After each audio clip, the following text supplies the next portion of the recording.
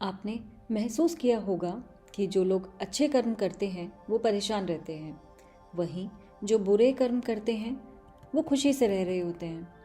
अच्छे कर्म करने वाले परेशान होते हैं कि आखिर उन्हें इतनी परीक्षा क्यों देनी पड़ रही है, जबकि जो अधर्म की राह में है वो खुश हैं और ज़िंदगी का लुत्फ़ उठा रहे हैं। अगर आपके मन में भी ये सवाल आया है तो आज हम आपको इसका जवाब देंगे। ये जवाब वो है जो भगवत गीता में लिखा है और श्री कृष्ण ने अर्जुन को दिया था। भगवत गीता में वर्णित कथा के अनुसार जब भी अर्जुन के मन में कोई दुविधा होती थी तो वो श्री कृष्ण के पास पहुंच जाते थे। एक बार की बात है, अर्जुन भगवान श्री कृष्ण के समीप आकर बोले कि वो दुविधा में है और इसका जवाब वो श्री कृष्ण से चाहते हैं। भगवान ने वो पूछा कि क्या सवाल है। अर्जुन ने कहा, मुझे ये जानना है कि अच्छे लोगों के साथ हमेशा बुरा ही क्यों होता है, वहीं बुरे लोग खुशहाल दिखते हैं। अर्जुन के मुंह से ऐसी बात सुनकर श्री कृष्ण मुस्कुराए और बोले, मनुष्य जैसा सोचता है और महसूस करता है वैसा कुछ नहीं होता है, बल्कि अज्ञानता की वजह से वो सच्चाई नहीं समझ पाता है। अर्जुन को उनकी ये बात नहीं समझ आई, इसीलिए श्री कृष्ण ने अर्जुन को समझाते हुए कहा, पार्थ, मैं तुम्हें एक कथा सुनाता हूँ। उसे सुनकर तुम समझ जाओगे कि हर प्राणी को उसके कर्म के हिसाब से ही फल मिलता है। प्रकृति हर किसी को अपनी राह चुनने का मौका देती है। अब वो मनुष्य की इच्छा पर निर्भर करता है कि उसे धर्म की राह चुननी है या अधर्म की। कथा शुरू करते हुए श्री कृष्ण ने कहा, एक नगर में दो पुरुष रहा करते थे। एक पुरुष व्यापारी था जिसके जीवन में धर्म की बहुत महत्ता थी। वो पूजा पाठ में यकीन रखता और हर रोज मंदिर जाया करता था। साथ ही साथ दान धर्म भी बहुत किया करता था। रोज भगवान की पूजा करने के बाद ही वो अपने दिन की शुरुआत किया करता था। वहीं दूसरा पुरुष बिल्कुल विपरीत था।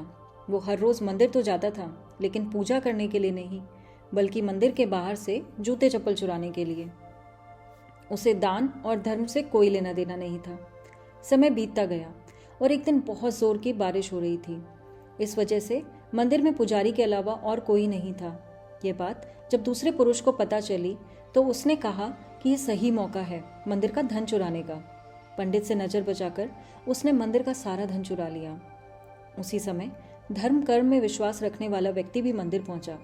दुर्भाग्य से मंदिर के पुजारी ने उसे ही चोर समझ लिया और चिल्लाने लगा। वहां के लोग एकत्रित हो गए और उसे बहुत मारा। किसी तरह वो बचते बचाते वहां से निकला तो दुर्भाग्य ने उसका साथ वहां भी नहीं छोड़ा। मंदिर के बाहर वो एक गाड़ी से टकरा गया और घायल हो गया।